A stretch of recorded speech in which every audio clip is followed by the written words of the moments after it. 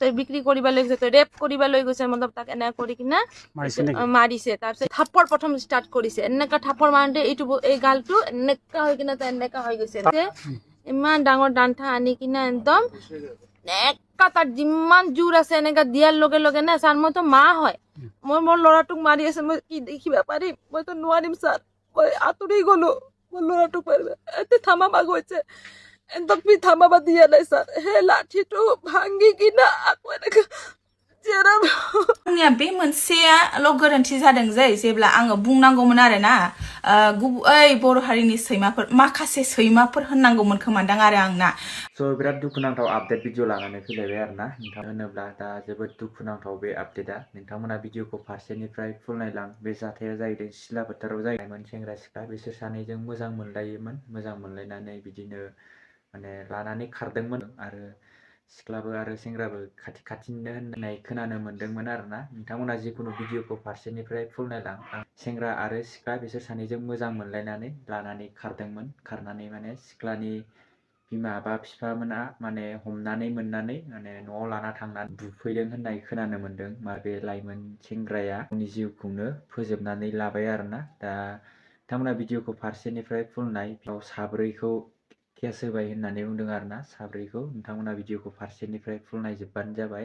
खार'ना माब्रै जानाय नोंथांमोना नैबे भिडिअखौ फारसेनिफ्राय फुल नाय। ओमफ्राय दिनैनि आपडेटआ मोननै आपडेटनि सायाव जागोन। नोंथांमोना इन्ट्र' नुखादों, बेखायनो नोंथांमोना भिडिअखौ नायग्रोनानै লাদে। ফেমিলি আলোচনা মই একো নাই, এইটো আমাৰ ফেমিলিৰ দৰে মই কৈছো, এইটো আমাৰ ফেমিলিৰ দৰে। তেতিয়া ফেমিলি কেইটা বহি কিনে কৈ তালা বন্ধ কৰ, গেট তালা বন্ধ কৰি দিলে। কোনে বাপেকে আহি আছে, তেতিয়া ল'ৰাটোক উঠালে, উঠাই কিনে কয় কি হা তুম लड़की को भगा के लेके गया है ना, तो আমার ল'ৰাটো কয় কি हम लोग दोनों प्यार किया है इसलिए हम लोग दोनों गया है, तो तुम जो लेके गया तुम कुछ करता है ना, कोई कंटक डोम दिसे नहीं हम तो अभी कुछ नहीं करता है, तो तुम लड़की को जो लेके गया है ছোৱালীটোক লৈ গৈছা, তো তুমি কি কৰি খুৱাবা, কি কৰি খুৱাবা? মোৰ ল'ৰাটো ক'লে কি মই কম্পিউটাৰ কৰ্চ কৰিছোঁ, টেলি কৰিছোঁ, মোক সময় দিয়ক, মই এইটো কিবা কৰি কিনে খাম। তো এতিয়া কম্পিউটাৰ কৰ্চ কৰিছ, টেলি কৰ্চ কৰিছ, তো এতিয়া সময় দিব লাগিছে। তো যেতিয়া সময় তই বিচাৰিছ, তেতিয়া ছোৱালীটোক তই বিক্ৰী কৰিব লৈ গৈছ, তই বিক্ৰী কৰিব লৈ গৈছ, তই ৰেপ কৰিব লৈ গৈছ, মতলব তাক এনেকে কৰি কিনে মাৰিছে। তাৰপিছত থাপ্পৰ প্ৰথম ষ্টাৰ্ট কৰিছে, এনেকা থাপ্পৰ মাৰোতে এই গালটো এনেকা হৈ কিনে এনেকা হৈ গৈছে। ইমান ডাঙৰ ডান্ঠা আনি কিনে একদম এনেকা তাৰ যিমান জোৰ আছে এনেকা দিয়াৰ লগে লগে না ছাৰ, মইতো মা হয়, মই মোৰ ল'ৰাটোক মাৰি আছে, মই কি দেখিব পাৰিম? মইতো নোৱাৰিম ছাৰ, মই আঁতৰি গলো, মোৰ ল'ৰাটোক মাৰিব এতে থামাবা গৈছে, একদম থামাবা দিয়া নাই ছাৰ। সেই লাঠিটো ভাঙি কিনা আকৌ এনেকা জেৰাৰ বোম লৈ কিনে আৰু মাৰিছে ছাৰ। দুইজন আছিলে, তাৰপিছত ছোৱালীৰ বাপেকে আৰু এক লাট মাৰিছে ছোৱালীৰ বাপেকক। তই ছোৱালী বিক্ৰী কৰিব লৈ গৈছ, ৰেপ কৰিছ, কিন্তু তাক বহুত ইনচাল্ট কৰিলে ছাৰ। মোক দিয়াই দিয়ক হেমন্ত মামা, মই ল'ৰাটো ঘূৰাই নাপাওঁ আৰু মোক হেমন্ত মামা, মই আপোনাক বহুত ৰিকুৱেষ্ট কৰিছোঁ যে মই এইটো একদম নিয়াই পাওঁ, একদম নিয়াই পেলাই দিছোঁ যে মোৰ ল'ৰাটো যে আত্মাটো যে শান্তি পাব। হেমন্ত মই বহুত আশা কৰিছোঁ, মোক যে মোৰ আলি কাকত লৈ গৈছিলে মোক, আৰু ইমান মাৰিছে। ছোৱালীটো এক খাৰ কোৱা নাই, এইটো ভাল পোৱা কয়, এক খাৰটো ক'ব লাগেতো না। মই আহিছোঁ দেখো মোৰ ল'ৰাটোৱে হেং হৈ বহি আছে। रोहित रामसे বয়স আছিলে 22 বছর, তার দেউতাক হয়। ৰাতি আপোনাৰ 11টামান বজাত গৈছে বুলি কৈছে, তাৰ মাকে মোক ফোন কৰিছিলে, পাইছিলে বুলি কৈছে। আলি কাকৰ হয়, কিন্তু গোপাল ৰায় বুলি শুনিছোঁ, মইতো চিনিও নাপাওঁ।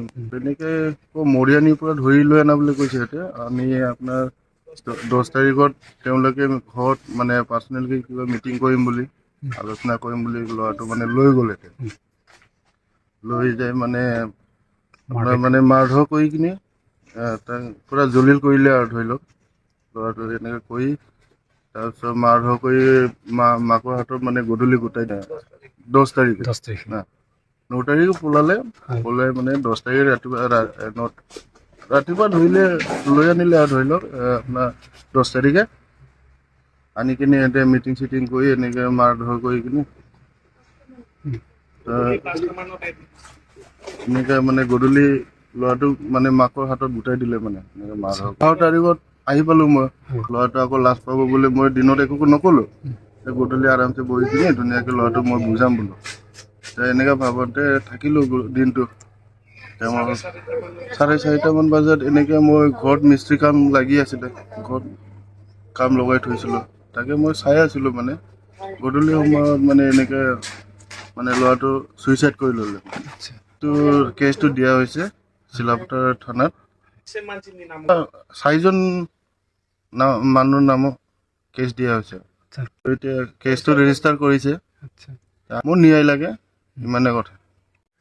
ৰোহিত ৰামচিয়াৰীৰ যি নেকি ঘটনা, সেইটো বহুত দুৰ্ভাগ্যজনক ঘটনা আৰু দুখ লগা ঘটনা।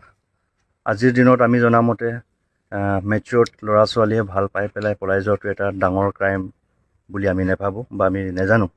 গতিকে আলোচনাৰ নামত যেনেকৈ ছোৱালীৰ ঘৰৰ পৰিয়াল, তেওঁলোকে আলোচনাৰ নামত ব্যক্তিগতভাৱে ঘৰৰ ভিতৰত তলা মাৰি পেলাই ডিছকাশ্যনৰ নামত মাৰপিট কৰি পেলাই হিউমিলিয়েট কৰাটো, সেইটো এটা বহুত গ্ৰহণযোগ্য কাৰ্য নহয়। গতিকে আমি চিলাপথাৰ টাউন ইউনিট নিখিল বড়ো ছাত্ৰ সন্থাৰ পৰা অসম চৰকাৰ আৰু পুলিচ প্ৰশাসনে এইটোৱে দাবী জনাইছোঁ যে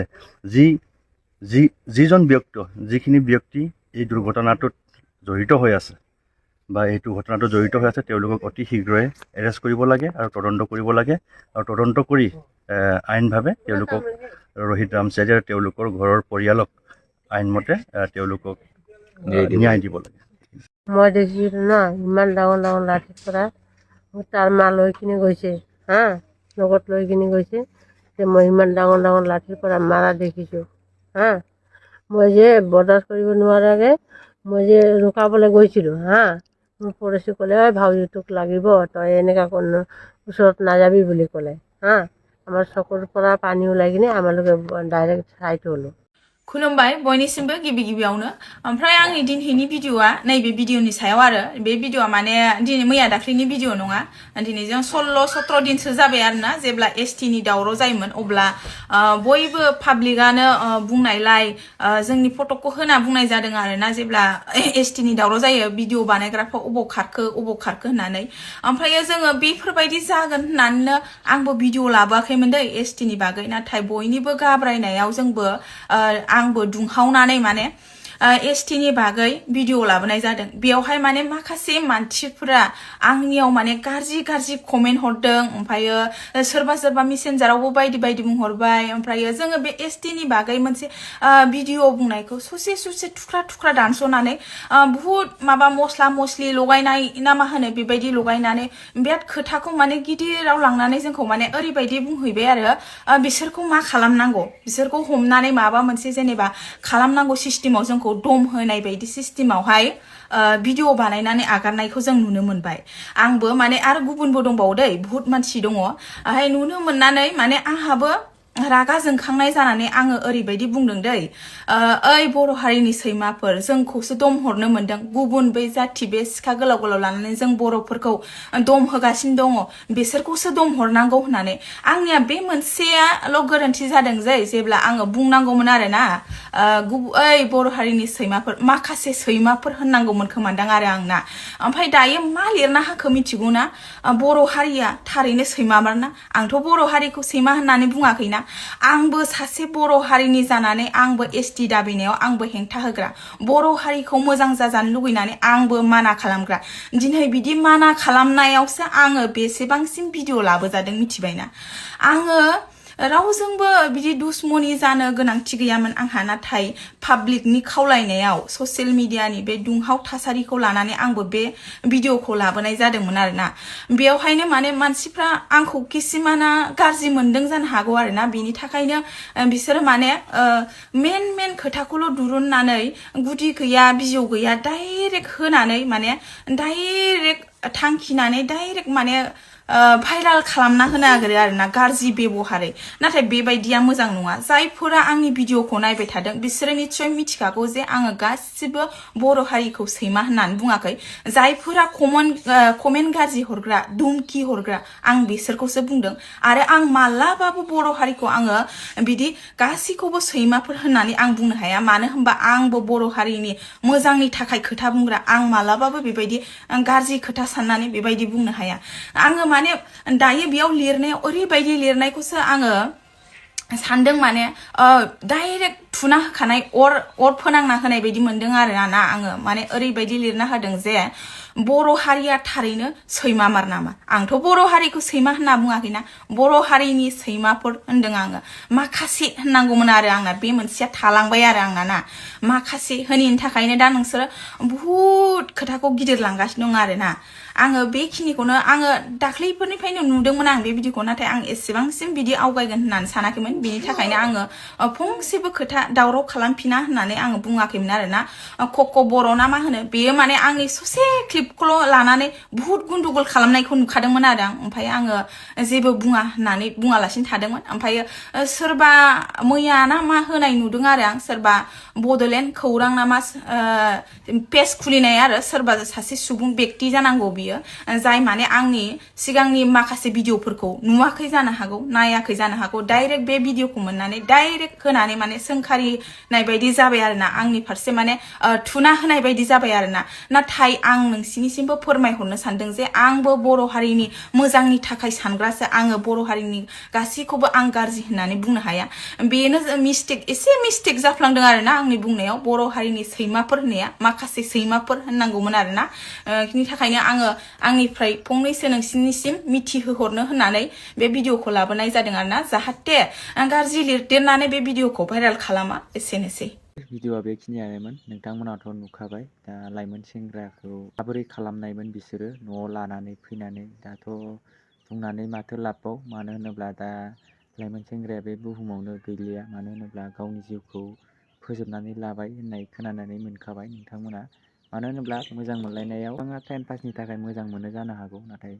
सासे सानैया माने गावनि गोसो गोरबोजों मोजां मोनो बेफोरबायदिनि थाखायनो माने गावनि जिउखौबो फोजोबनो थाखाय गिया आरोना बेफोरबायदि दा गोबाङानो खोनानो मोनखायो दे माने मोजां मोनलायनायाव गावनि जिउखौ फोजोबनानै लाबाय होननाय खोनानो मोनो दा जेरै दा नैबे सासे लाइमोन सेंग्रायाबो दा गावनि गोसोथोनायनि थाखायनोबा बेफोरबायदिनि थाखायनो दा गावनि जिउखौ फोजोबनो गियालासिनो गाव दा बेफोरबायदि जोबोद दुखुनांथाव बिमा बिफाखौ दा लोगोफोर दिनैनि आपडेटआ बेखिनियानोमोन मानो होनोब्ला दाथ' नुखाबाय नोंथांमोना भिडिअखौ नायनानै आरो नोंथांमोना जुदि चेनेलाव गोदानै फैदोंबा अननानै लाइक कमेन्ट शेयार आरो साबस्क्राइब खालामनानै होलांदो बेफोरबायदिनो गोदान गोदान आपडेट भिडिअ लाबोबाय थागोन बिदिबा लोगोफोर नेक्स्ट भिडिअ थाबैनो लोगो मोनसिगोन बाय बाय